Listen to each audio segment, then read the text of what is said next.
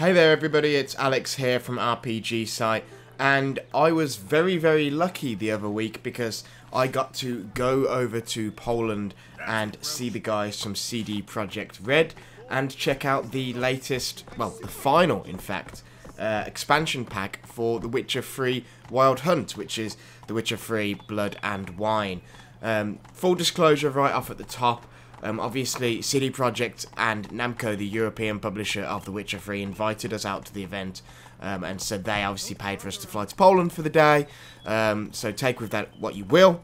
But yeah, so we got about 3 hours of hands-on time with the expansion, and I just figured I'd do a quick video with some footage that we didn't capture, but CD Projekt captured this. We weren't allowed to capture, and CD Projekt has done some stuff here, like they've turned the HUD off and things like that. But I can still talk to you about my experience playing this in the short little time I had. So I suppose the main thing to say about this expansion pack is that it contains a new landmass.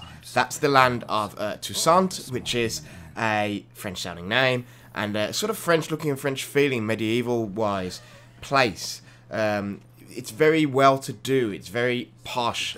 The whole conceit of it is it's a land that hasn't been touched by the war and the nastiness that's ravaged much of the world that you see in The Witcher. So it's much nicer as a place, and that sort of makes it almost a perfect place for the farewell to the series, for the farewell to Geralt. The big main storyline here is that you're summoned by the Duchess of Toussaint, who is trying to solve a murder mystery. There's several people that have been murdered by what looks like the hand of a monster, but the murders have a methodical pattern to them which suggests that they're not being done by just a monster. So it's your job, obviously, as a monster hunter, to find out what the hell is going on. And as reward, you're promised an estate in the land of Toussaint in the form of a winery, which is where the wine part of the Blood and Wine name comes from.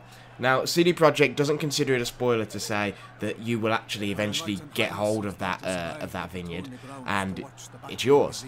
It can be upgraded, it can be changed in cool ways, you can build stuff there, and a lot of it has gameplay bonuses as well. So for instance, if you build a nice stable there for Roach, which is your horse, the horse will then have better stamina and you'll be able to dash for longer. Or you can build a weapons bench which you can then sharpen your weapons on, or one for your armor which you can do the same on with your armor, and in doing so you gain temporary buffs to your weapons and stuff like that. But there's also a lot of cosmetic stuff. There's the ability to have weapon and armor stands and drop weapons and armor onto them so that you can display your best gear. In line with that, they've also made some changes to gear itself. So there is new gear in this DLC. Now, CD Projekt tell me that, at least as of the time that I played it, maybe it's changed, maybe it goes up or down, but I doubt it. There's 30 new weapons, and also there's some new armor sets and things like that, but one of the big changes actually is the addition of dye. So dye can actually change the colour of any of the Witcher armor sets in the game.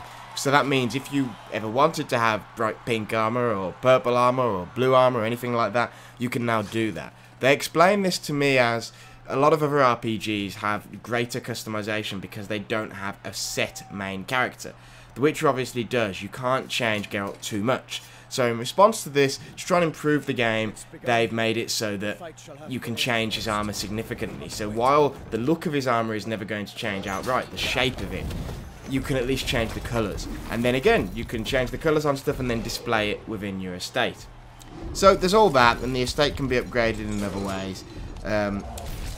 Some of the stuff that I found most intriguing about this DLC, to be honest, is actually the changes they've made to the systems under the hood. So obviously, The Witcher 3 has the point of interest system. In this, it's been slightly improved in regards that when you interact with a point of interest in an area, it might actually impact other points nearby. So the example that CD Projekt give is that if you kill bandits in their main hideout, then you'll find less bandits out on the road because their hideout has been ransacked. And things like that. So that's a nice addition. And then another big addition that I think is going to make a big difference to most fans is that the UI has been completely updated. Now what I'll do is I'll put a story on the website on rpgsite.net showing the difference between the two different UIs, the old and new. And maybe I'll actually pop it up right now in this video to show you a difference on one screen. and every screen pretty much has been redone. So inventory screen, character screen, the level up screen, all that sort of stuff. And I think it's been significantly improved.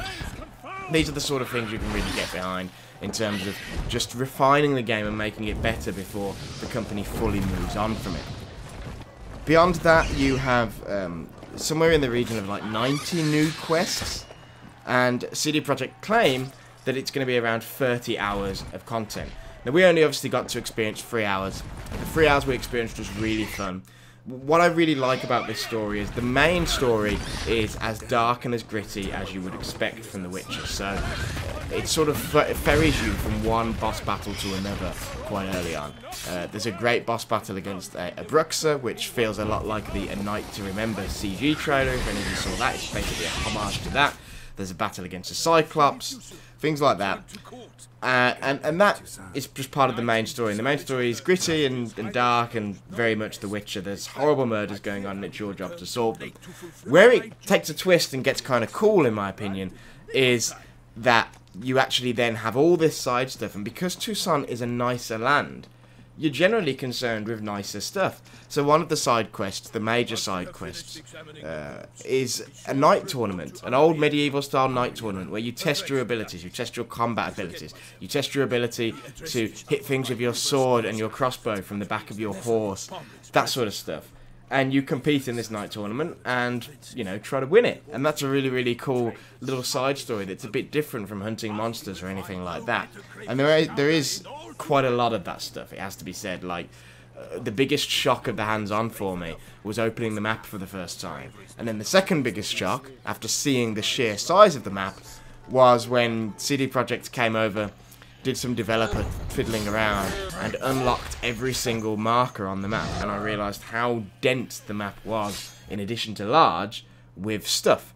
For people who've played The Witcher 3, the map is supposedly in the region size-wise of sort of like No Man's Land or Novigrad.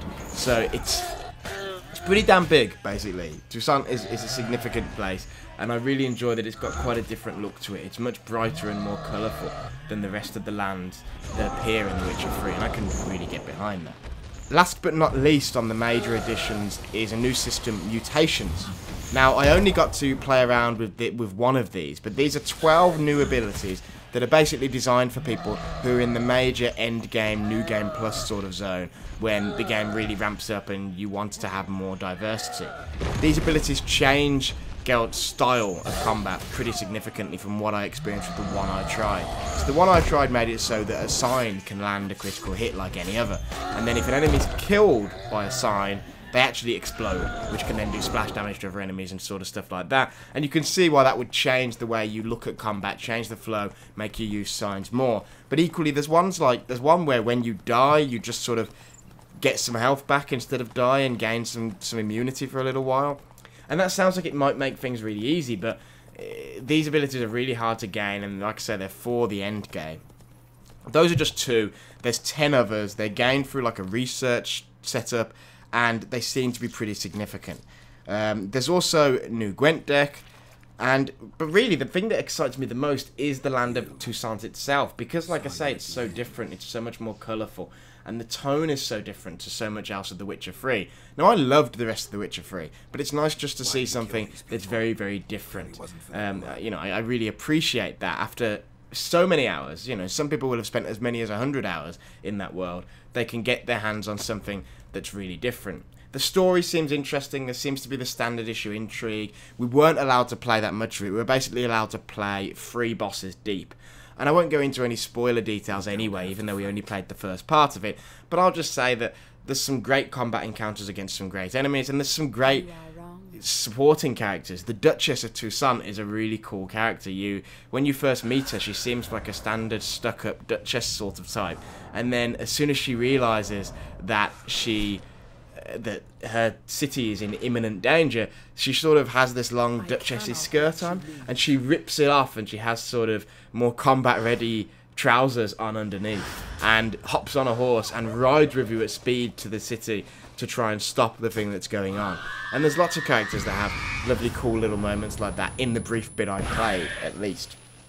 So yeah, 3 hours was not enough with this expansion. The map is huge, there seems like a lot to do, you weren't allowed to look at all the story, and it really wasn't enough time to get too much time with the side quests or even the vineyard. But what I did play, I really enjoyed, I thought was really awesome, and I'm really looking forward to getting my hands on the final thing. Of course, it's The Witcher 3, so you probably already know if you like The Witcher 3 or not. The combat is the same, the exploration is the same, etc, etc. The tone, ultimately, it's a slightly different take, but it's still got that same feel. It's still definitely written by the same people, acted by the same people. But if you like The Witcher 3, this is a refined and a smaller chunk of that in a new world, and I think you'll really enjoy it. And if this is the end for CD Projekt and The Witcher, with them moving fully onto Cyberpunk after this, it feels like a solid and fitting farewell. So yeah, that's it. As of this recording, CD Projekt have not given us a date.